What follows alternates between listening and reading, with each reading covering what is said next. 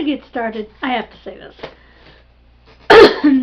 This is literally the 4th time I have attempted to film May. This time I checked my audio. First time, the files got turned into something that my editor didn't recognize. See, I'll show you. Boop. A hard drive.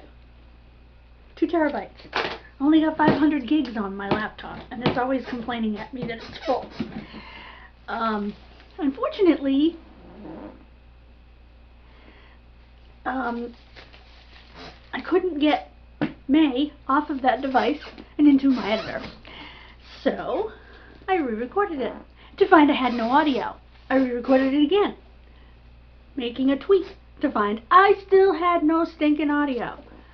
So this time I tested my audio, I have audio, and we're good to go. So let's begin with our updates.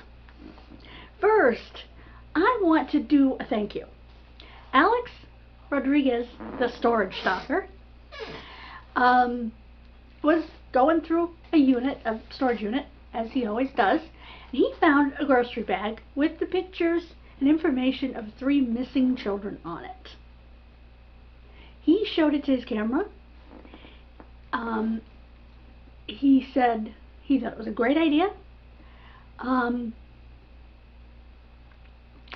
he said, call the number if you know anything, if the number's still good. Well, Alex, the number is still good. It was the number for the Center for Missing and Exploited Children, and it translates to 1-800-THE-LOST. I just want to thank that sweet big teddy bear of a father for little girls for doing that. Now, onto our updates. Theresa Coyle was murdered in Bellingham, Massachusetts. She was from Franklin, Massachusetts, which is right next to Bellingham. None of this is very far from me, yet I had never heard of the case until I researched it for my video and for my interview with her sister, which no longer exists. Long story, thanks Blog Talk. Anyway, her case was featured on playing cards given to inmates in February of this year.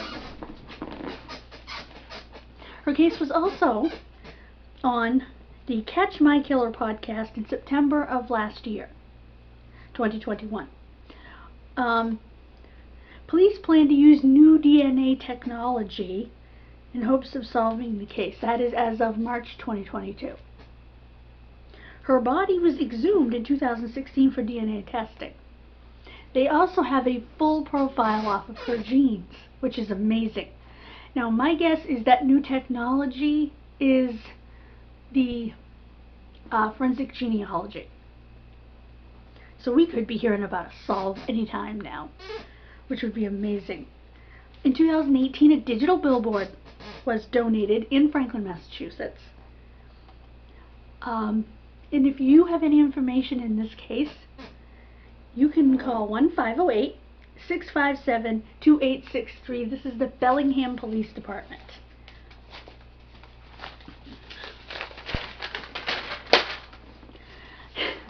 The next update I have for you is Stephanie Oliskey from East Windsor, Connecticut. She was from the Warehouse Point section of East Windsor.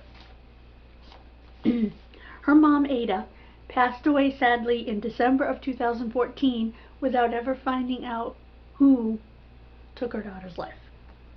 She remained in East Windsor, probably right in Warehouse Point, the rest of her life. I sort of have an update in the Sarah Pryor case as well. We talked about the fact John Wordy is a suspect. He's also a suspect in the abduction and probable murder of Kathy Malcolmson. He actually spent 17 years in jail in Texas for killing a 15-year-old girl. When he was paroled, he came to Massachusetts, where They believe he committed these 2 crimes, and then he was caught because the girl got away from him that he was attempting to abduct. And we shipped him back to Texas, where he went straight back to the clink, and I believe he'll be there the rest of his life because of the parole violation. We're certainly trying to keep him there.